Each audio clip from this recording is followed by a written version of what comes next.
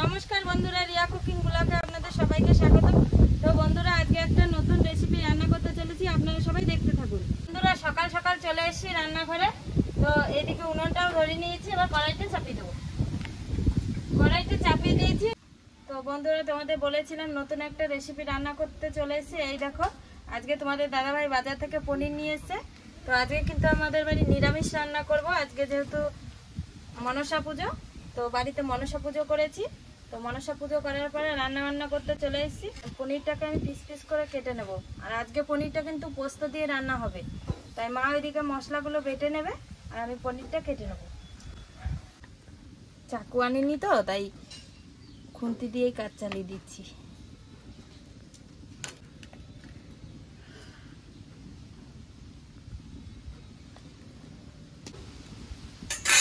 এই দেখো, পনিরটা পিস করা হয়ে গেছে। বৌমার পনির পিস করা হয়ে গেছে, আমি এখন জিরাটা বেটে নেব। কড়াই গরম হয়ে গেছে, এবার পনিরগুলো ভাজার জন্য কড়াইতে তেল দিয়ে দেবো।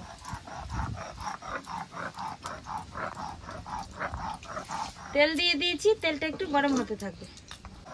তেলটা গরম হতে হতে এই দেখো, পনিরগুলো ভেজে আমি চিনি জলে চুবিয়ে রাখবো, তাহলে পনিরটা খেতে টেস্ট হবে। তাই আমি চিনিগুলো একটু জলে ভিজিয়ে রেখে দেবো। চিনিগুলো জলে ভিজিয়ে রেখেছি, তাহলে চিনিগুলো গলে যাবে। ভাজা হলে এর মধ্যে কিন্তু দিয়ে দেবো পনিরগুলো। হয়ে গেছে জিরাটা, এখন নামিয়ে নেব। এখন লঙ্কাটা বেটে নেব।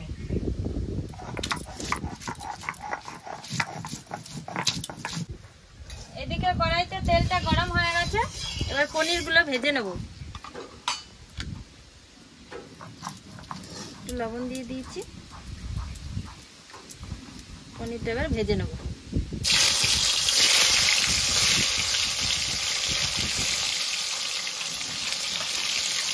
যেহেতু অল্প পনির, তাই একসঙ্গে ভেজে নেব সব।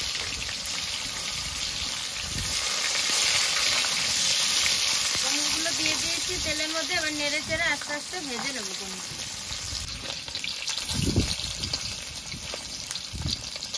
পনিরগুলো দেখো এক পিঠ হালকা হালকা লাল হয়ে গেছে, এবার নেড়ে চেড়ে ভালো করে ভেজে নেব।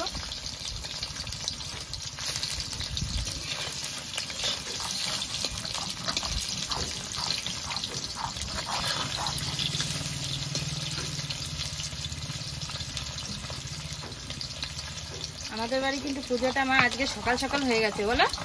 হ্যাঁ, সকাল সকাল পুজো হয়ে গেছে, মা মনসার পুজো।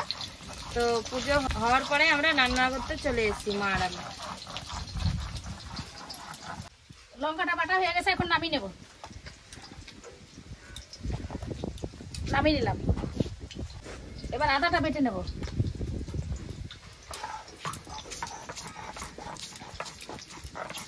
পনিরগুলো লাল লাল করে ভেজে নিয়েছি, পনিরগুলো ভাজা হয়ে গেছে, এবার নামিয়ে নেব।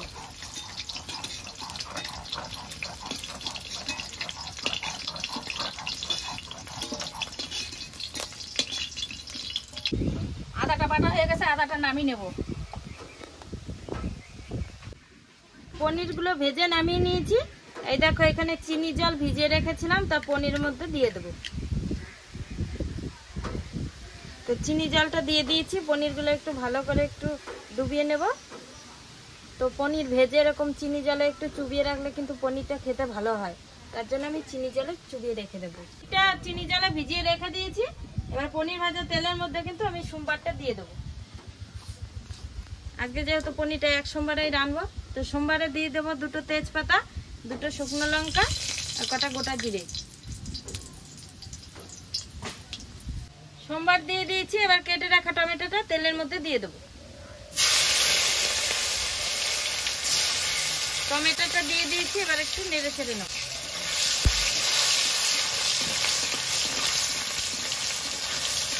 টমেটোটা একটু নেড়ে ছেড়ে লাল লাল করে ভেজে নেব।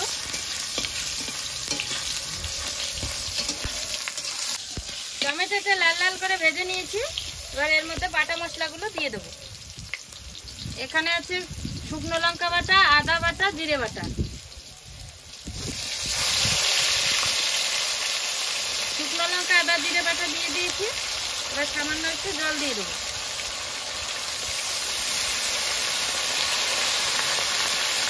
জল দিয়ে দিয়েছি, এবার একটু লবণ দিয়ে দেবো। লবণ দিয়ে দিয়েছি, এবারে হলুদ দিয়ে দেবো। লবণ হলুদ সব কিছু দিয়ে দিয়েছি, এবার মশলাটাকে ভালো করে কষিয়ে নেবো।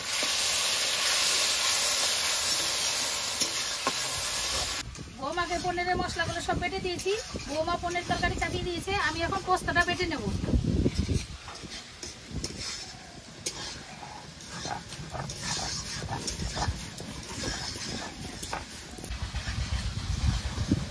রান্না করে মানে রান্না করতে এসে এত বাবারে বাবা এত হাওয়া দিয়েছে, চোখগুলো ফুলে গেল।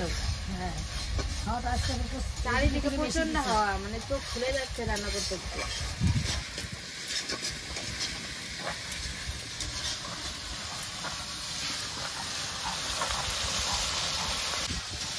মশলাটা কষানো হয়ে গেছে, এবার জল দিয়ে দেবো।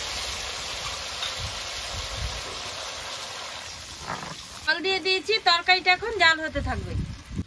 তরকারিটা জাল হয়ে গেছে, এবার এই দেখো পনিরটা চিনি জলে ভিজিয়ে রেখেছিলাম, তো পনির আর জলটা সমেত দিয়ে দেবো তরকারি।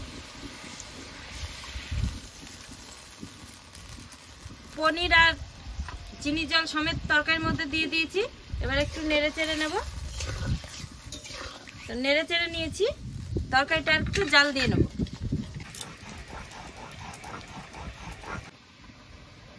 পোস্তটা বাটা হয়ে গেছে, এখন নামিয়ে নেব। নামিয়ে নিলাম। পনিরের তরকারিটা হয়ে গেছে, এই দেখো এদিকে মা পোস্তটাও বেটে দিয়েছে, এবার পোস্ত বাটাটা আমি দিয়ে দেবো। পোস্ত বাটাটা দিয়ে দিয়েছি, এবার একটু নেড়ে চেড়ে তরকারির সাথে মিশিয়ে নেব। পোস্ত বাটাটা দিয়ে ভালো করে নেড়ে চেড়ে মিশিয়ে নিয়েছি। তো পনিরের তরকারিটা আমার রান্না হয়ে গেছে, এবার পনিরের তরকারিটা নামিয়ে নেব।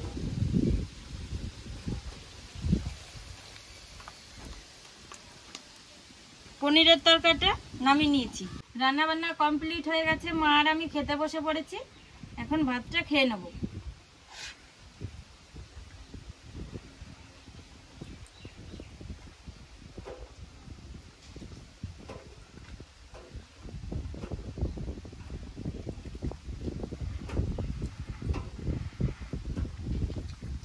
মা আজকে পনিরটা কিন্তু দারুণ নরম হয়েছে বলো। হ্যাঁ, তুমি খাওনি তো না এখন? এই যে